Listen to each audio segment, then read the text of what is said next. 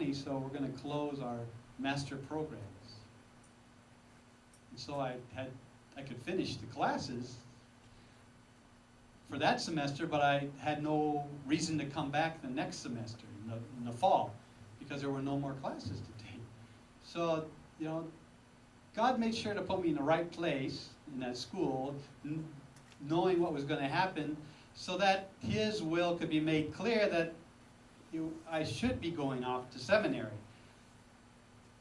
And so He gave me the answer to do that. So I made up my mind to do that. And then we began to plan, you know, to leave Alaska and to go to seminary and to make those decisions of what things we're going to take with us, what things we're going to leave back in Alaska with my mom, and she still has a lot of that. We still haven't gotten it from her. Or what things we're just going to sell, just get rid of. In the meantime, I contacted the school and asked them, you know, what do I need to send to you? What's left for my application? And they told me, and they said, you know, this day in May is the last day to send it, something around the 20th of May or something like that. So you have to have all the paperwork in by then. And so I started finishing up the paperwork and told my boss I was going to quit at the beginning of June, and I was going to leave on June 5th, that morning of June 5th at 9 o'clock.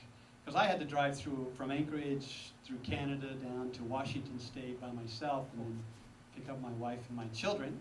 Nicholas was 4 years old and Leah was 2 years old. And then we were going to drive across the United States to New Jersey, where the seminary was located. And so in the meantime, you know, we're still making all our preparations for that, and finally got the last piece of paperwork. I had to fax it in. You know, that time back then you couldn't scan and send email attachment, right? You had to fax paperwork. So this is a while ago, right? And then on June 4th, about 11 a.m., the seminary called and said, you know, we decided to accept you. Do you want to come? I said, yeah, I do want to come because tomorrow morning at 9 o'clock I'm leaving. I'm going to your school. And so when God showed us that that's the direction to go in, then despite what everything else, what all the other people were saying, you know, people in the church, some of the elders would say, you know, don't leave now at the beginning of summer, wait till the end of summer. Make some more money, go to the college, you know, seminary, and be, you know, better prepared to go there. And of course that made sense. That made sense, but God's challenge really came, to me at that time, really comes from, I see it as coming from this section of Scripture. God's challenge was, you know, if you don't trust me to provide for you now, then when will you? Now sure, I could work all summer, I could make the extra money, have things, you know, better prepared, but that would be all my doing, my preparations. And God said, in the way God was saying, don't worry. If you believe who I am, then trust me and go. And so we went. And we left Alaska. Like I said, I left first and took about almost 3 days for me to drive from Anchorage down to Washington State. I drove about 12 hours a day. Because the long was over 2,000 miles from Alaska down to Seattle, driving through Canada. And did that by myself, and then picked up my wife and kids in Washington. And then we started driving from Washington State across the United States to New Jersey. So it took us, we planned to go 15 days, but my wife got so bored. More cows, more open fields, can't we go faster? I'm tired of seeing this. So we did it in 12 days. Remember, our children were 4 years old and 2 years old during that time. And so we had to stop every once in a while and get out and run around and stretch.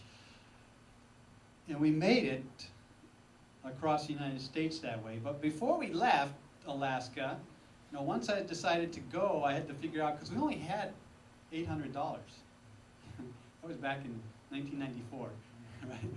Wow, 15 years ago.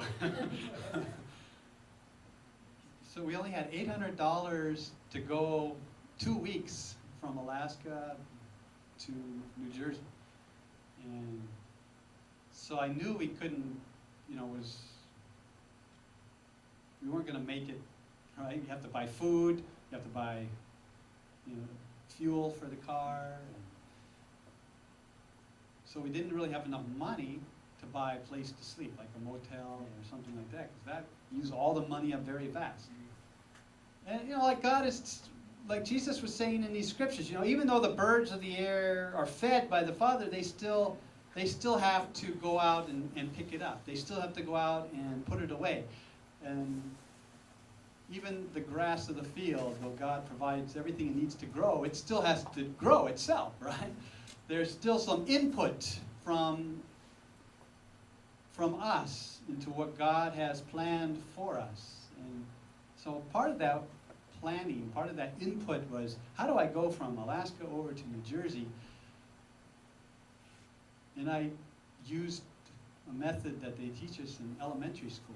Right? When you do math and they ask you to figure distance, you know, you get a little piece of string and you put it by point A and you move the string around and follow the little road and to point B, and then you take the string and you look at the scale of miles at the bottom of the map and you measure it. Like, oh, this is 50 miles or this is 10 miles. And so I did it that way. I looked at the map of the United States and I did it that way. So those little things you learn in elementary school come in handy. Those are very useful. Yeah. And so I figured I'll go this far on one day, you know, a certain number of miles, maybe 500 or 800 miles. So that will put me over here at this place. And